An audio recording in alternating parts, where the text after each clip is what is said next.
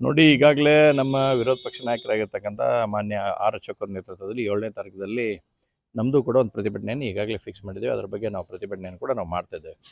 ಇವತ್ತು ರಾಜ್ಯ ಸರ್ಕಾರ ತನ್ನ ವೈಫಲ್ಯಗಳನ್ನು ಮುಚ್ಚುವಳಿಕೆ ಈ ರೀತಿಯಾದಂಥ ಹೇಳಿಕೆಗಳನ್ನು ಕೊಡ್ತಕ್ಕಂಥದ್ದನ್ನು ಮಾಡ್ತಾ ಇದ್ದಾರೆ. ಇವತ್ತು ಒಂದು ಕಡೆ ಕೊಟ್ಟಿರ್ತಕ್ಕಂಥ ಗ್ಯಾರಂಟಿಗಳನ್ನು ಅವರಿಗೆ ಫುಲ್ಫಿಲ್ ಮಾಡೋಕ್ಕಾಗ್ತಾ ಇಲ್ಲ. ಎರಡನೇ ಕಡೆ ಅವ್ರದ್ದೇ ಆಗಿರ್ತಕ್ಕಂಥ ಶಾಸಕರು ಕೂಡ ಇವತ್ತು ಬಹಳ ದೊಡ್ಡ ಪ್ರಮಾಣದಲ್ಲಿ ಅಸಮಾಧಾನಗೊಂಡಿದ್ದಾರೆ.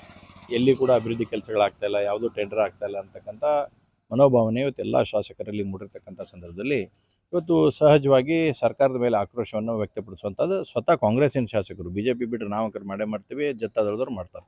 ಆದರೆ ಕಾಂಗ್ರೆಸ್ಸಿನ ಶಾಸಕರು ಕೂಡ ಇವತ್ತು ಭಾಳಷ್ಟು ಅಸಮಾಧಾನಗೊಂಡು ನಮ್ಗೆ ಯಾವುದೇ ರೀತಿಯಾದಂಥ ಅಭಿವೃದ್ಧಿ ಕೆಲಸ ಆಗ್ತಾಯಿಲ್ಲ, ನಮ್ಮ ಕ್ಷೇತ್ರದಲ್ಲಿ ನಮಗೆ ಜನ ಬೈತಾ ಇದ್ದಾರೆ ಅಂತಕ್ಕಂಥ ಮಾತನ್ನು ಮುಖ್ಯಮಂತ್ರಿಗಳ ಕಿವಿಗೆ ಹಾಕಿದ್ದಾರೆ.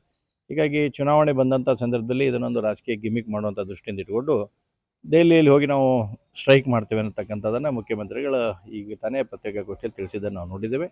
ನಾನು ಮುಖ್ಯಮಂತ್ರಿಗಳಲ್ಲಿ ವಿನಂತಿ ಮಾಡ್ತೀನಿ, ನೀವು ಸ್ಟ್ರೈಕ್ ಮಾಡೋದ್ರಿಂದ ಈ ರಾಜ್ಯದ ಒಬ್ಬ ಘನವತ್ತ ಮುಖ್ಯಮಂತ್ರಿಗಳಾಗಿ ನೀವು ಸ್ಟ್ರೈಕ್ ಮಾಡೋಕ್ಕಿಂತ ಕೇಂದ್ರದ ಜೊತೆ ಪ್ರಧಾನಮಂತ್ರಿಗಳ ಜೊತೆ ಕುತ್ಕೋಬೇಕು, ಮಾತಾಡಬೇಕು, ಏನಾಗಬೇಕು ಅನ್ನೋಂತ ಹೇಳಬೇಕು. ಇವತ್ತು ಹಿಂದಿನ UPAದ 10 ವರ್ಷಗಳ ಆಡಳಿತಾವಧಿಯಲ್ಲಿ ಮತ್ತು ಇವತ್ತಿನ ಭಾರತೀಯ ಜನತಾ ಪಕ್ಷದ ನೇತೃತ್ವದ 10 ವರ್ಷದ 2014ರಿಂದ 24ರವರೆಗೆ ಆಡಳಿತ ತೆಗೆದರೆ ಎಲ್ಲ ಅಂಕಿಅಂಶಗಳು ಕೂಡ ನೋಡಿದಾಗ ನಾವು ಗಮನಿಸಿದಾಗ ಇವತ್ತಿನ ಸರ್ಕಾರ, ಕೇಂದ್ರ ಸರ್ಕಾರ ಕರ್ನಾಟಕಕ್ಕೆ ಬಹುದೊಡ್ಡದಾದಂಥ ಕೊಡುಗೆಯನ್ನು ಕೊಟ್ಟಿರ್ತಕ್ಕಂಥ ನಾವು ಕಾಣ್ತೇವೆ. ರೋಡ್ ಇರಲಿ ಅಥವಾ ಉಳಿದ ವಿಶೇಷ ಅನುದಾನಗಳನ್ನು ಬರುವಂಥದ್ರಲ್ಲಿ GSTಯಲ್ಲಿ ಕೊಡೋದಾಗಲಿ ಎಲ್ಲವನ್ನು ಕೊಡಿದಾಗ ನಾನು ಅಂಕಿಅಂಶಗಳನ್ನು ಬೇಕಂದ್ರೆ ನಿಮ್ಗೆ ಕೊಡ್ತೇನೆ, ಯಾವ್ಯಾವ ರೀತಿ ಅಂಕಿಅಂಶಗಳಿದ್ದಾವೆ ಅಂತಂದ್ರೆ. ಹೀಗಾಗಿ ಎಲ್ಲ ಅಂಕಿಅಂಶಗಳು ಇವತ್ತು ವಸ್ತುಸ್ಥಿತಿ ಮಾತಾಡ್ತಾ ಇರ್ತಕ್ಕಂಥದ್ದಂದರೆ ಭಾಳ ದೊಡ್ಡದ ಅನುದಾನವನ್ನು ಕೇಂದ್ರ ಸರ್ಕಾರ ಇವತ್ತು ರಾಜ್ಯಕ್ಕೆ ಕೊಟ್ಟಿರ್ತಕ್ಕಂಥದ್ದನ್ನು ಮನಗಾಣಬೇಕಾಗತ್ತೆ.